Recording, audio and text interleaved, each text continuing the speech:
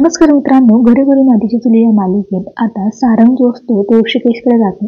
मी रडतच म्हणतो की अरे यार, कधीपासून खेळते ती मुलगी, तिचा खेळ कधी संपणार आणि मी फुगे कधी फोडणार, मला संधी कधी मिळणार.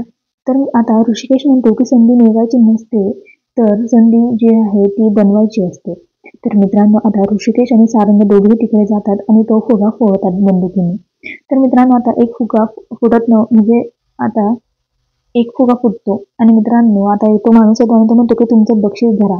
आता ऋषिकेशला तो माणूस बक्षीस देतो आणि ते हळदचा स्टेप असतो. आता ऋषिकेश जे आहे ते जानकीकडे फेकतो आणि म्हणतो की हे घे तुझं बक्षीस आणि मी घेऊन. तर आता जानकी म्हणते नीट बोल. ज्याला तर आता ऋषिकेश म्हणतो ज्याला जी भाषा कळते ना त्याच भाषेत उत्तर देतो हा ऋषिकेश. तर मित्रांनो, आता जानकी देखील ती हळद जे असते ते फेकून देते आणि म्हणते की घे तुझं बक्षीस. तर आता मकरंद जो असतो, जो विलन आहे आता मालिकेत, तो ती जे असतं ते उशी ते कॅच करतो आणि म्हणतो ही जानकी या फक्त मकरंदची असणार आहे. बाकी कोणाचीच नाही. आता बघूया नेमकं मकरंदचा मॅटर काय आहे लवकरच कळेल. पण तुम्ही मालिका पाहताय का ते कमेंटमध्ये कळवा.